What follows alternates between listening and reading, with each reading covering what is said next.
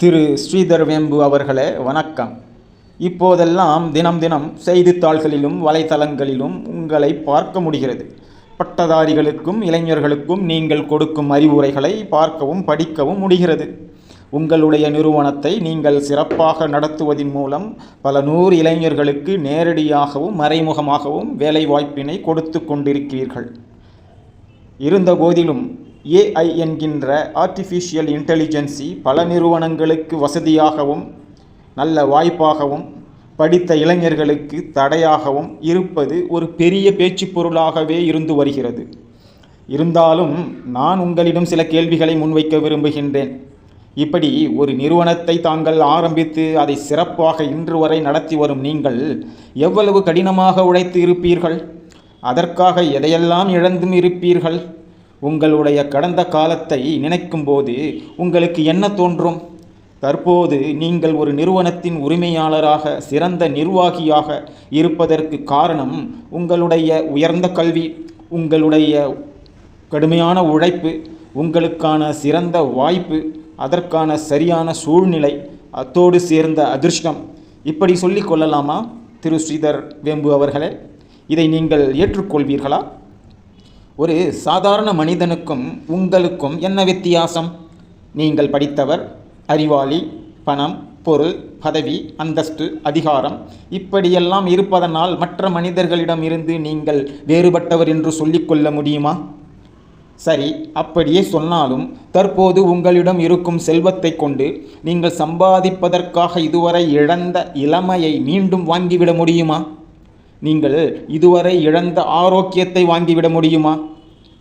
வந்துவிட்ட வர இருக்கின்ற முதுமையை தடுக்கவோ தடை செய்யவோ அல்லது தள்ளி போடவோ உங்களால் முடியுமா? ஆயுளின் கடைசி நாளில் வரும் மரணத்தை தான் தடுக்க உங்களால் முடியுமா? உங்கள் ஏஐ மூலம் இதற்காக ஏதாவது தீர்வு உண்டா திரு ஸ்ரீதர் வேம்பு அவர்களே?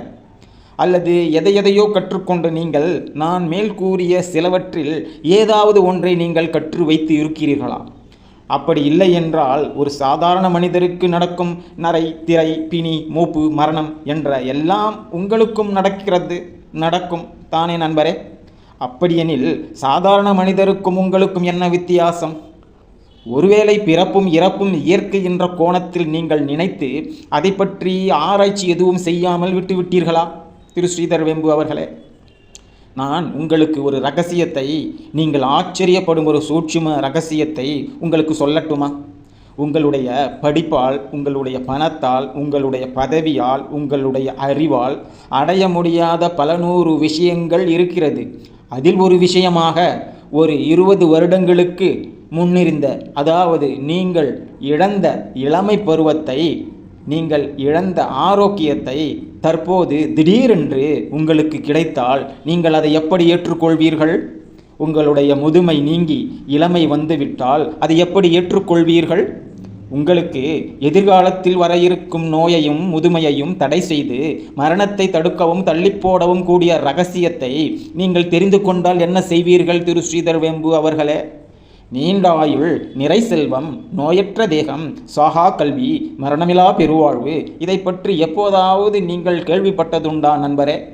அப்படி ஒருவேளை உங்களுக்கு இந்த ரகசியமும் சூட்சுமமும் தெரிந்து அதை நீங்கள் சரியாக பயன்படுத்தி இதுவரை இழந்த இளமை, ஆரோக்கியம் இரண்டையும் பெற்று மீண்டும் நீங்கள் ஒரு இளைஞனாக அடுத்த 100 வருடங்கள் நீங்கள் வாழ்வீர்கள் என்ற உத்தரவாதம் உங்களுக்கு கிடைத்தால் உண்மையில் நீங்கள் தான் அறிவாளி, நீங்கள் தான் அதிர்ஷ்டசாலி.